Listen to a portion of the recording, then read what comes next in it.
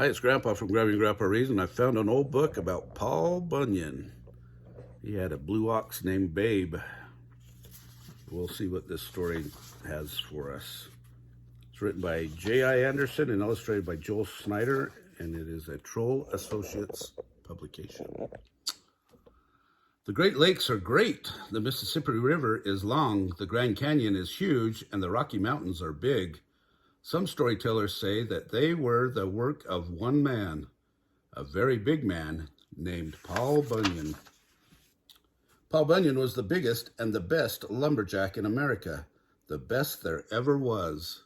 Swoosh! He was so strong that he could chop down an entire forest with one swing of his mighty axe. Paul was born big. Some people say he was the biggest baby ever born in the state of Maine. He caused lots of problems. Sometimes when he sneezed, he blew people clear out of the state. When I grow up, I'm going to be a lumberjack, he said. In those days, the forests were thick with trees. Timber, he called as he chopped down trees. Timber! And sure enough, when he did grow up, he set out to be a lumberjack.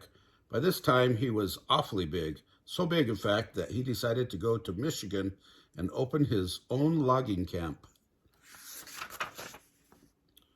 What a group he hired. He got the very best crew he could find. Over 2,000 people. There were all sorts of folks in his camp. Johnny Inkslinger was the bookkeeper. Sourdough Sam was the cook. And Hals Halverson was the foreman. There was work to be done. Paul did things in a big way. His camp was the biggest and best in the country. It was so big that Paul had to dig the Great Lakes just to have water for the crew.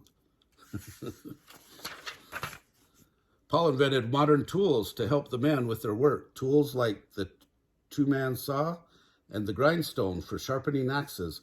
He also invented special sleds for carrying logs from the forest to the camp.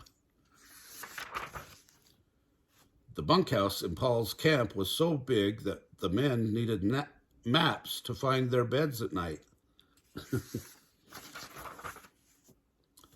And talk about big eaters. Every morning, Sourdough Sam had a big job to do.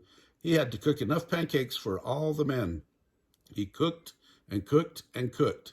Thousands and thousands of pancakes. The camp hummed with the sound of work. People came and went.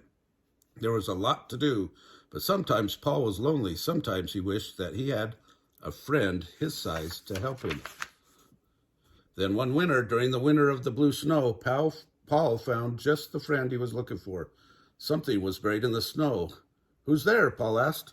"Moo," came the reply. It was a baby blue ox. Paul picked up the ox and carried it back to camp. He nursed the ox until it was strong and healthy. Paul decided to name the ox Babe. Babe grew quickly, and before long, he was almost as big as Paul, which caused problems. One day, Babe knocked over a tank of water. The entire camp might have drowned, but Paul acted quickly. As fast as he could, he dug a ditch to let the water drain away. Today, the ditch is called the Mississippi River. That's a big ditch. Even if he did knock over things, Babe was a great help to Paul. Working together, the two of them were able to do more work in a single day than all the others could do in a year. In fact, they worked so hard, there was no more work to be done. Paul had to close the camp. "Let's go see the country, Babe," said Paul. "I want to see the trees called redwoods, the trees that grow taller than the sky." On the way west, Paul and Babe stopped in logging camps and helped the men with their work.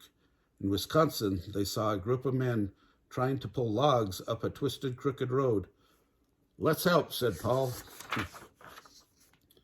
"Let's straighten out that road." When Paul hitched Babe to one end of the road, Babe snorted and puffed and pulled. Suddenly, there was a loud crack and a loud snap. One by one, the curbs snapped straight until the road was perfect. "Hooray!" shouted the loggers. 3 cheers for Paul and Babe. Paul and Babe explored America. Everywhere they went, people were happy to see them.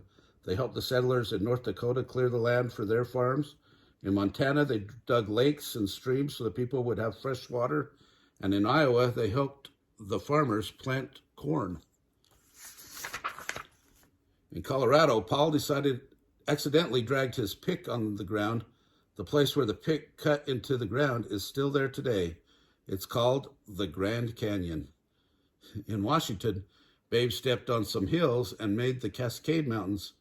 And when Paul spilled a glass of water, he made the Puget Sound.